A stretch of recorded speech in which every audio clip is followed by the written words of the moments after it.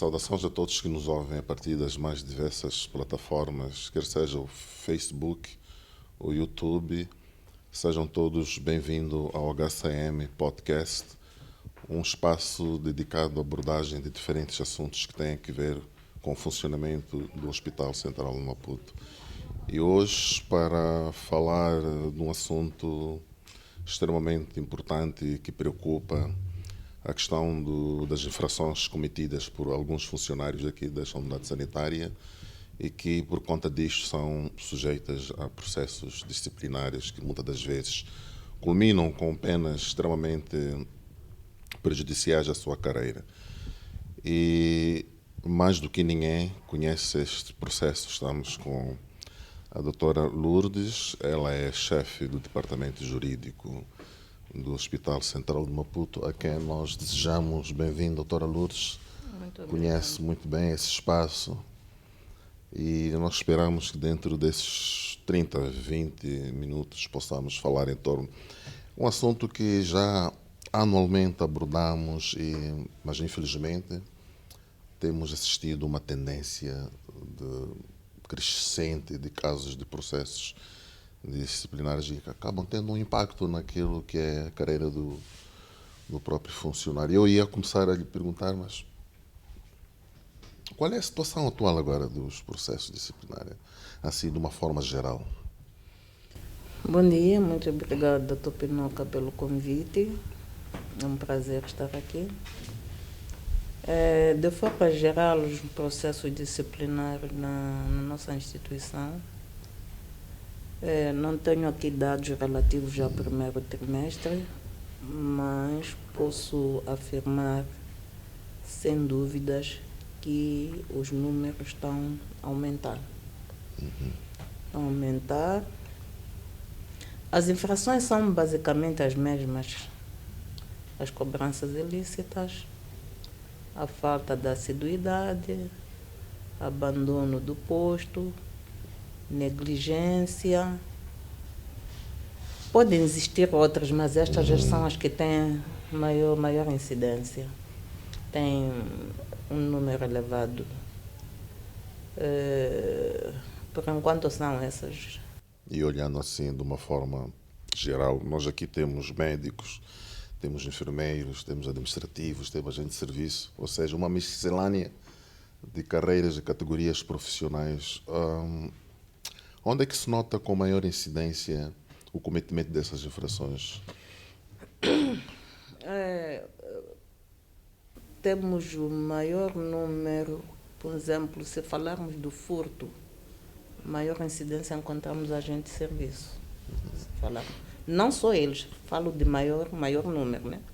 São agentes de serviço. Se falarmos da falta de assiduidade, são todas classes. São todas classes.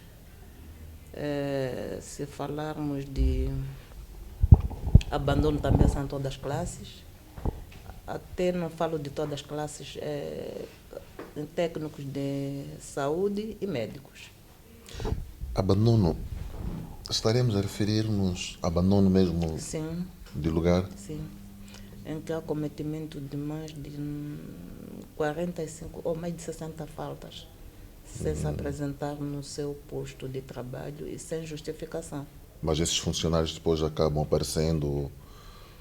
Bem, não posso afirmar categoricamente, mas podemos presumir, como instituição, que esses funcionários já se encontram a trabalhar ou a prestar suas atividades em outros locais. E olhando para a questão dos furtos, o hospital tem muitos bens, tem medicamentos, consumíveis hospitalares, mas fora isso também tem a questão da alimentação, tem, enfim, vários outros bens. Olhando para todos esses que eu aqui acabei de elencando, quais é que verifica-se mais esses furtos? A tendência é dos medicamentos, dos alimentos? Onde é que a gente pode... Os furtos incidem mais nos gêneros alimentícios e é menor se compararmos com gêneros alimentícios, material médico cirúrgico. Ok. Tivemos agora uma situação de de furto de 3.000 pares de luva, é o maior em termos de material médico cirúrgico, mas a maior incidência são gêneros alimentícios. E também temos a questão de material de higiene e limpeza, também tem sido objeto de furto. E quando os nossos colegas são interpelados, o Hospital Central tem trabalhado, não só o Hospital Central como pessoa coletiva, mas também tem trabalhado com a segurança externa. Então, quando interpela um colega nessa situação, está lá a segurança externa, está lá a segurança interna, em que o funcionário, depois das devidas investigações, é encaminhado à quinta esquadra, lá abre-se o auto. Temos casos de colegas que depois têm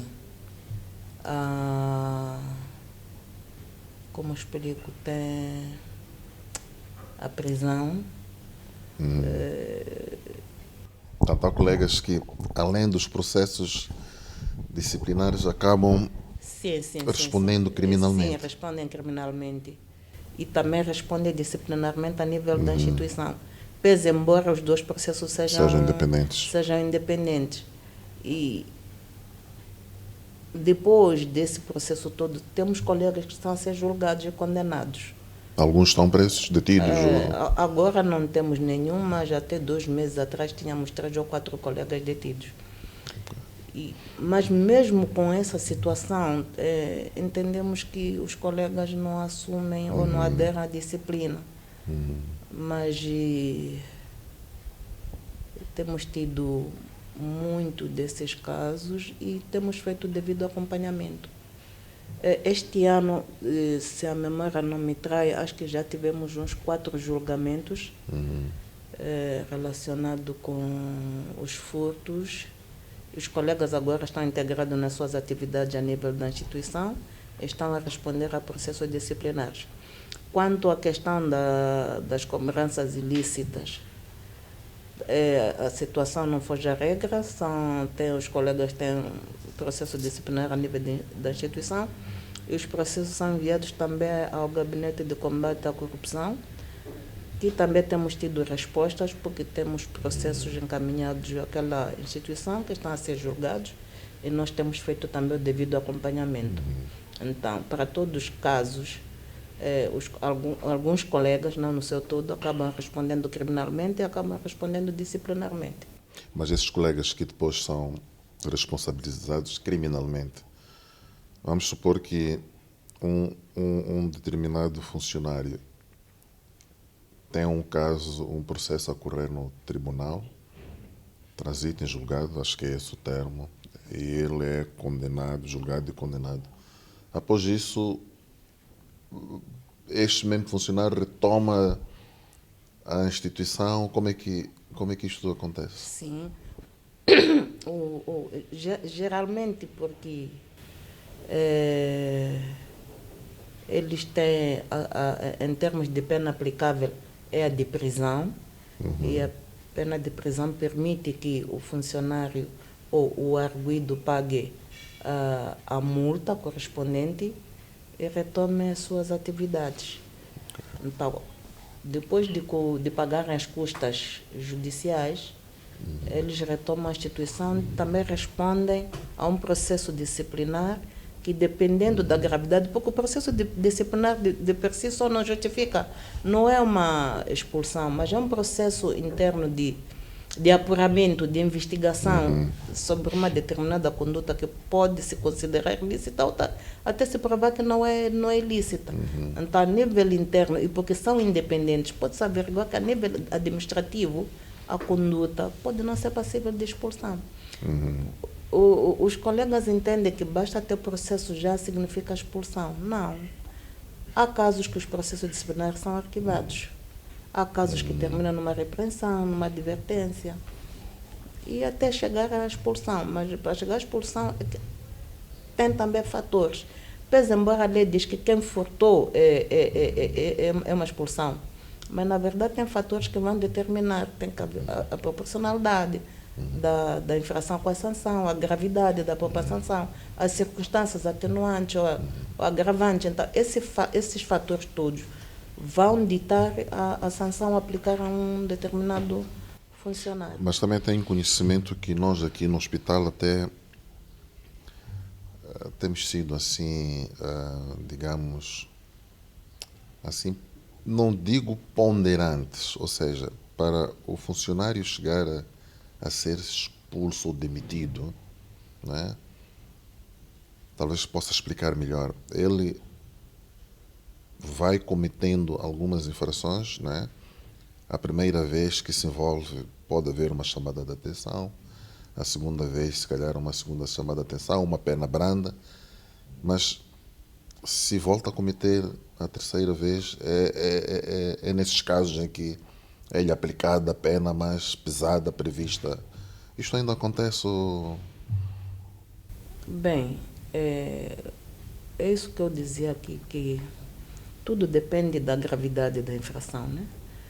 Vamos supor que o funcionário faltou 2 dias. Com certeza vai ser repreendido, né?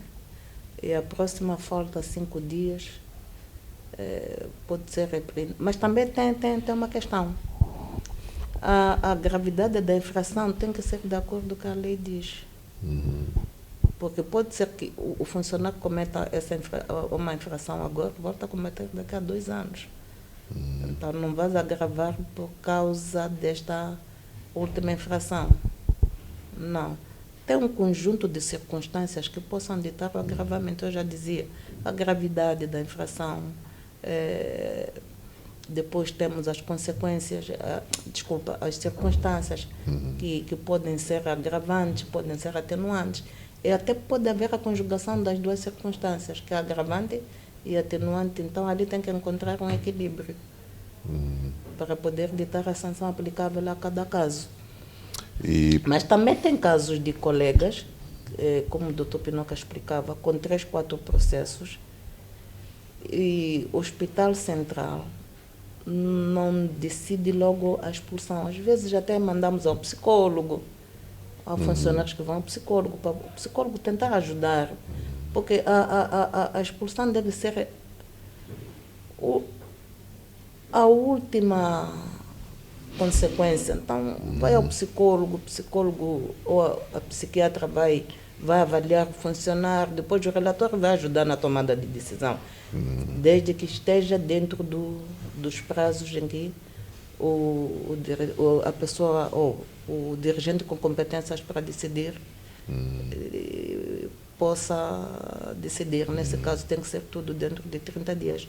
E há situações que o funcionário é acompanhado mais de 30 dias, né? Eu até já ia perguntar a questão da expulsão ou demissão dos funcionários. Eu sei que não tem números assim exatos neste momento, mas olhando para este ano e ano passado, mais ou menos, só para que tenhamos uma ideia clara de que de facto este assunto é sério e tem tido consequências graves, né? Como nós dizíamos no início. Assim, uma estimativa. Ano passado, 2024, se a memória não me trai, tivemos 8 casos de demissão, se a memória não me trai. Não trago aqui números. Tivemos 8 casos, acho que 6 de expulsão no ano passado, 2024. É um número considerável. É um número considerado. E primeiro trimestre não tivemos nenhum caso, nem de demissão, nem de expulsão. Okay. Agora, acho que tivemos um caso no mês, este mês, de demissão. Acho que sim, um caso. E para esses casos, quais são os tipos de, digamos, infrações cometidas? Furto? Abandono. Abandono do posto. A maior parte deles é abandono de posto. Não temos casos assim de furto de algum bem do Estado que resultou? Este ano ainda não temos. Ok. Este ano não temos, porque Ainda temos processos de instrução, né? Mas para a demissão por furto, este ano ainda não temos. Não temos. Ok. Temos por abandono, sim. E para as cobranças ilícitas, que tem sido um tema de suscita muito debate. Temos casos de cobranças ilícitas de funcionários que foram responsabilizados disciplinarmente? Sim. Esses até dão demissão, sim. Dão demissão? Dão. E esses casos de cobranças ilícitas, há provas que são apresentadas que, de facto... São. Muitas das vezes começa de uma denúncia e a instituição tem o controle interno para que a instituição não se baseie só com a participação do utente. Tem um controle, o departamento de controle interno que vai averiguar, confirma que de facto houve a prática da infração. E não só controle interno, às vezes até recebemos relatório como se chama? Inspeção geral. E a partir dessa denúncia, a instituição toma as suas providências. Ok. E instaura-se o processo disciplinar, comprova-se que de facto houve uma cooperação ilícita. E nesses casos a instituição tem sido... Não quer dizer que aqui todos os casos têm terminado em demissão, mas alguns sim. Ok. Alguns sim. E aqueles que terminam na multa, mas isto, na então, despromoção, é interessante. Tem sanções pesadas. É interessante porque há um sentimento que paira nos utentes de impunidade. Nós denunciamos, mas nada acontece, então não vale a pena estarmos a denunciar. Nós sempre dizemos que temos os livros de reclamações, temos outros canais que podem ser usados para poder chegar a alguma queixa. E as pessoas dizem que não, mas não vale a pena porque isto depois não vai resultar em nada. Então, deixam passar assim. Mas voltando para... Eu não sei se ia tipificar isto como cobrança ilícita, mas a situação em que alguns funcionários, colegas, são... Quer dizer, como é que há um termo que está-me a fugir agora, mas falo mesmo num suborno, como encaixar isto, né? Vem um paciente que não quer ficar na fila e ele tira algum dinheiro a quem recebe. Cria facilidades. Cria facilidades. Já tivemos casos desses em que... Sim. Criam facilidade e muitas das vezes até pedem isenção do pagamento da taxa moderadora com fundamento de que... Como é que isto funciona? Não estamos sabemos que todos os serviços de urgência têm taxa moderadora. Então, essa facilidade surge porque, por um lado, os utentes não querem ficar muito tempo no banco de socorros, por exemplo, né? Então, encontram também nossos colegas que propõem facilidades. É onde começa o problema. Okay. Primeiro, porque quando vai ao seu superior diz que é família. É para poder não pagar a taxa moderadora. E cria aquela facilidade toda. Mas porque a instituição tem mecanismos de controlo, depois se chega à conclusão de que não é família e que se trata de uma cobrança ilícita, porque não consegue apresentar documento ou cartão de assistência médica medicamentosa e o paciente, quando entra lá, o médico também deve exigir recibo que comprova que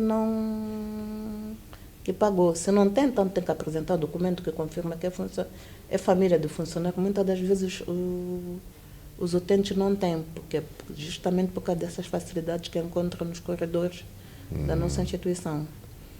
Então, é justamente por causa dos mecanismos de controle que se chega à conclusão que se trata de uma cobrança ilícita. Okay. Há um outro caso também que suscita aqui, falo já especificamente da classe médica. Geralmente, quando temos um médico a responder um processo, não tem sido roubos, furtos, aliás, Mas temos situações, e não me deixe mentir, que há médicos que vão ao tribunal para responder casos. Pode Sim. explicar mais ou menos por que motivo são chamados pela justiça para se explicar determinado assunto. E se já tivemos casos, inclusive, de médicos que são responsabilizados.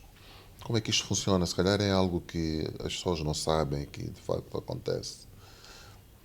Mas respondendo em primeiro lugar à questão do Dr. Pinocchio, aliás, ao comentário do Dr. Pinocchio que diz que os utentes não participam porque depois não dá em Não nada, não é acontece nada, verdade. não é verdade. Não é verdade, porque a instituição, diante das participações, toma medidas e convidamos aos utentes, querendo, podem aproximar do departamento jurídico. Aliás, em cada trimestre nós fornecemos a informação ao Departamento de Comunicação e Imagem, que são lançadas nas redes nossas sociais, plataformas sim, de sim, nas redes comunicação. sociais. Então não constitui verdade, porque isso pode ser um motivo de não motivacional para a participação. Não é verdade, sim, a instituição toma medidas e qualquer situação, todos os utentes são convidados a participar. A intenção não é prejudicar, mas fazer com que nós, como funcionários do aparelho do Estado, possamos nos comportar como funcionários, em que devemos motivar ou convidar o cidadão a confiar nas nossas instituições. Porque se o nosso comportamento não se adequa àquilo que é o funcionamento da instituição, com certeza que o nosso utente não terá motivação para entrar na nossa unidade. Ou já vem preocupado do que vai acontecer, não tenho dinheiro, de onde devo pagar, o que não constitui verdade. O Hospital Central atende, sim, sem precisar. Mas nesses casos, doutora Lourdes, Agora, aqui, sim? nesses casos, desculpe interromper, não sei se acontece ou se calhar seria essa questão do sentimento de impunidade. Eu sou utente, submeto uma queixa. É feita uma investigação, chega-se à conclusão que, de facto, há evidências que comprovam. E este funcionário é responsabilizado. Haverá um canal de comunicação aqui em que depois o departamento jurídico mantém um contacto com o denunciante para dizer que, olha, o caso que submeteu está sendo processado e no fim dizer que, olha, a pessoa que fez isto depois foi responsabilizada, a sanção foi esta. Não. Mas não seria uma ideia? Ou há um impedimento legal para que... Primeiro aqui, naquilo que é a lei que a gente consulta, nem na lei nunca vimos estatuído que depois tem que chamar o denunciante.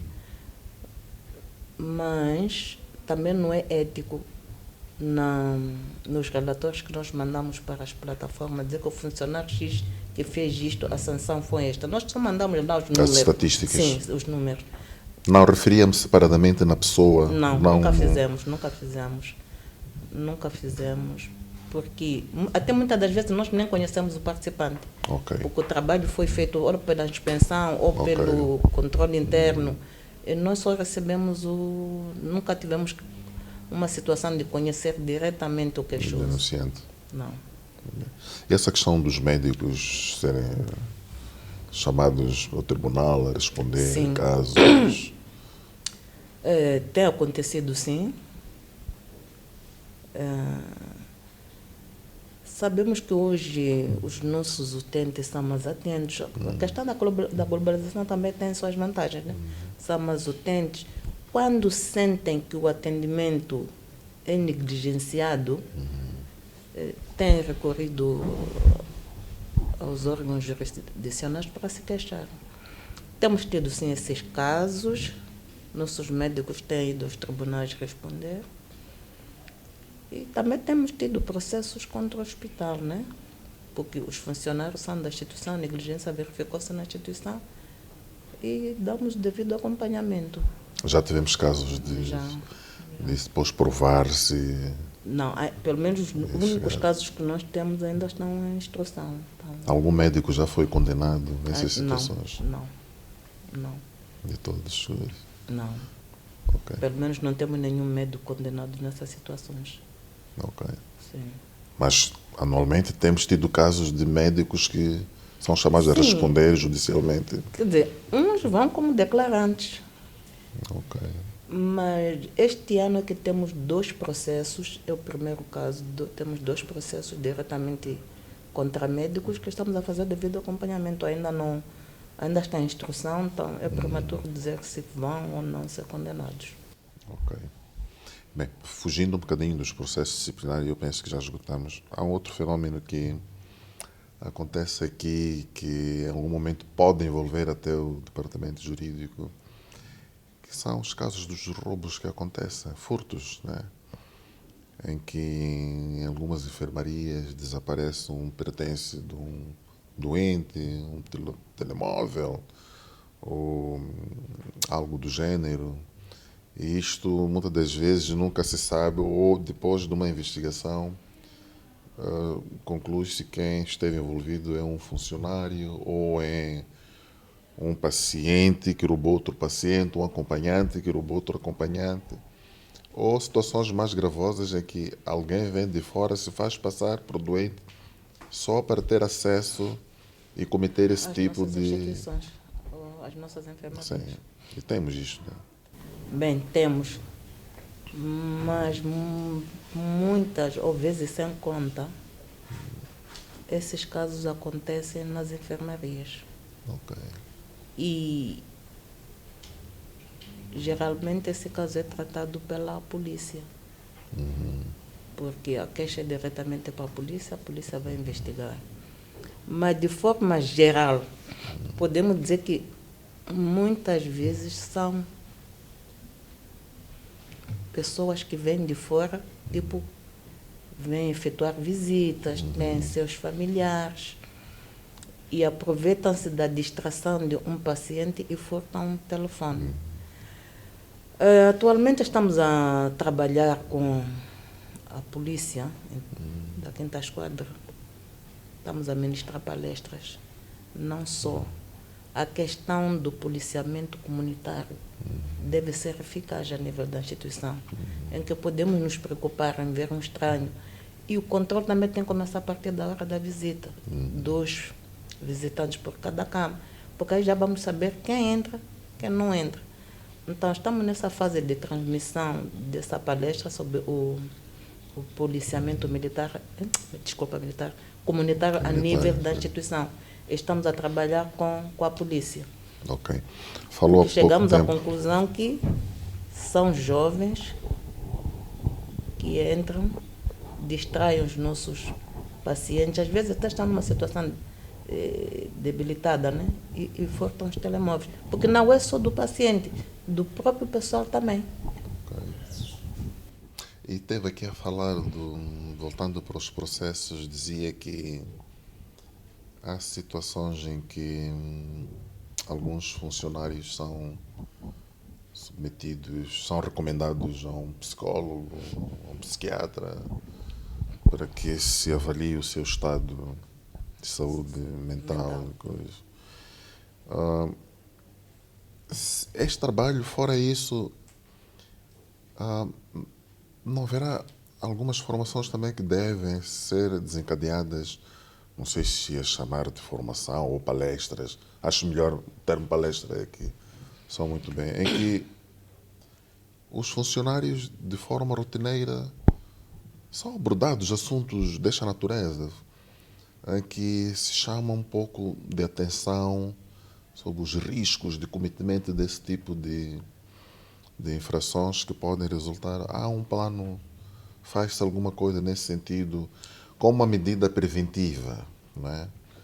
Porque há quem diz que eu descuidei-me, acabei caindo numa situação destas e o arrependimento veio já de forma tardia. Não sei, né? Sim. Muito obrigada. Existe sim um trabalho nesse sentido. O departamento jurídico atualmente está a trabalhar com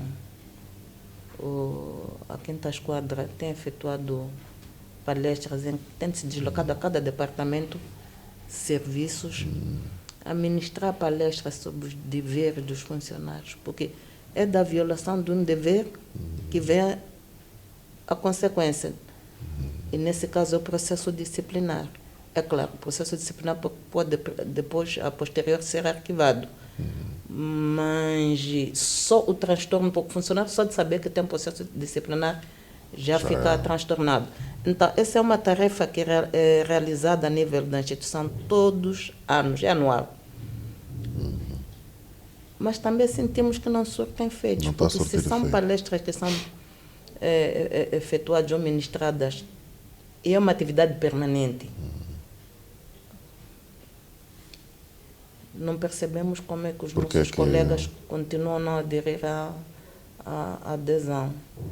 Mas esta questão de termos, eu não lhe perguntei as categorias que mais cometem, disse os agentes de serviço, né? Ou nem por isso?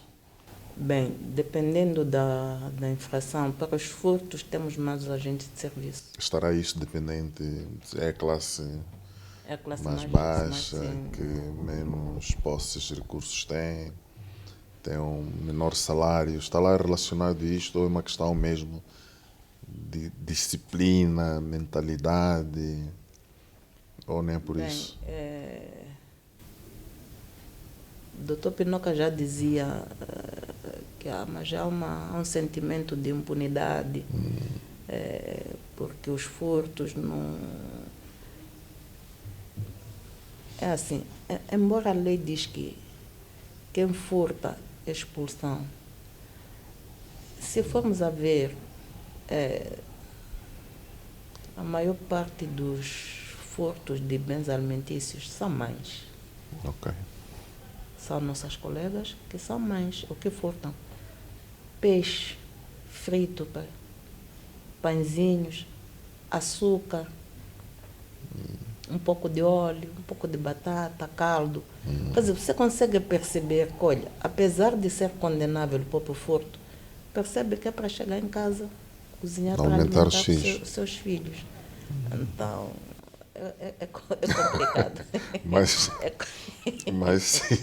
é complicado. Se agirmos de forma sentimental, bem, a questão quem não pode é ser sentimental. mentalizar, se eu furto um peixe frito, não é? Levo metade de uma cebola para chegar a casa, onde perceber que é fome, né? Sim, mas a questão não é... Quer dizer, é assim, eu já dizia que para expulsar um funcionário, tem que analisar, processo, sim. Independentemente do processo, existe um processo, sim. Furtou uma cebola, você não vai expulsar um funcionário porque furtou uma cebola. Aí não existe a proporção entre a infração e o que foi furtado, mas tens que encontrar os meios termos de punir esse funcionário pela infração que praticou, no sentido de lhe persuadir e desencorajar a prática dessas infrações. Já dizia a própria lei que o objetivo da sanção é persuadir e fazer com que o funcionário adira à disciplina. Então, ele terá uma sanção, sim, e muitas das vezes até é uma sanção bem dolorosa, que é a multa, e a multa vai até ao limite máximo de 90 dias e 1/3 do seu salário mensalmente durante 9 meses, por meio quilo de peixe, 3, 4 pãezinhos, é pesada, mas tem que se fazer alguma coisa, é preciso punir. Perfeito. Tá bem, doutora Lourdes, eu penso que chegamos a abordar tudo e esta conversa, eu penso, não é direcionada apenas para os colegas aqui do Hospital Central, mas os funcionários de uma forma geral, né? Independente estejam nas unidades sanitárias ou em alguma instituição do Estado. Eu penso que é mais um esforço dos tantos que são feitos para informá-los que, olha, colegas, há riscos. Não sei se queria aproveitar o espaço daquilo que tem sempre feito, da advertência, e falar para todos eles que nos vêem aí de várias partes do país e do mundo. Muito obrigada. De facto, a instituição, o Hospital Central tem trabalhado nesse sentido. Não só com os funcionários, mas com os novos funcionários. Sabemos que agora o Hospital Central está recebendo novos funcionários e temos feito lá as palestras, a indução, no sentido de dizer, olha, tens esses deveres, é preciso respeitar, porque da violação desses deveres vai te trazer consequências. E também temos feito esse trabalho, como já dizia há pouco tempo, nos diversos departamentos, como forma de persuadir, prevenir, incutir nos nossos colegas o certo e o não certo. Saber que se eu for a fazer isto, a consequência será esta. E também temos convidado os colegas, têm vindo, graças a Deus, de forma particular, procurar saber como é que isto funciona, É claro, ainda é um número, enfim, gostaria que pudessem vir mais colegas procurar saber e saber dos deveres, em especial, porque os direitos são sempre lá e não tem problema. A violação dos deveres traz problemas. E o apelo é que os nossos colegas levem a sério as palestras, acatem as palestras, porque estarão a evitar ter transtornos. Sabemos que o processo disciplinar de per si se reflete na vida profissional do funcionário. E isso é possível evitar a partir do momento que nós saibamos o que é que nós vamos fazer na nossa instituição, como podemos trabalhar, como aderir à disciplina. Porque, além das palestras, no próprio local de trabalho, têm tido essa informação aos nossos colegas através dos seus superiores. E na palestra apenas vamos dizer o que é legal através da lei, dizer que a lei diz isto, diz isto, diz isto. Mas também existem aquelas repreensões públicas, advertências que são feitas a nível dos serviços de departamentos. E quero pedir aos colegas para levar a sério o trabalho e tomar em consideração as orientações que os superiores dão, porque da violação temos tido esses processos disciplinares. Mas também é preciso informar que o processo disciplinar em si não é punição. Depois encontramos situações que há conflitos na instituição. Temos funcionários que não falam com o instrutor, porque acham que o instrutor lhe puniu e não consegue observar que foi por causa da sua conduta. E é preciso dizer que o instrutor é mero profissional, que é nomeado para aquele feito, não é da sua livre e espontânea vontade de dizer, olha, pronto, você é instrutor do seu processo. E é preciso ver o instrutor como quem está a trabalhar, como foi designado para trabalhar e conduzir o processo disciplinar. Ele dar espaço de poder averiguar. Quem sabe, até nem existe nenhuma infração, culmina com o arquivamento. E convidar os colegas, qualquer dúvida, informação, possam aproximar do departamento jurídico, que estamos lá disponíveis. Muito obrigada. Muito bem. É com esses apelos que colocamos ponto final a este nosso podcast. Foram quase 30 minutos de muita conversa e esperamos que todos tenham muito bem ouvido e acatado. A todos que estiveram conosco, vai o nosso muito obrigado e voltamos a ver em breve.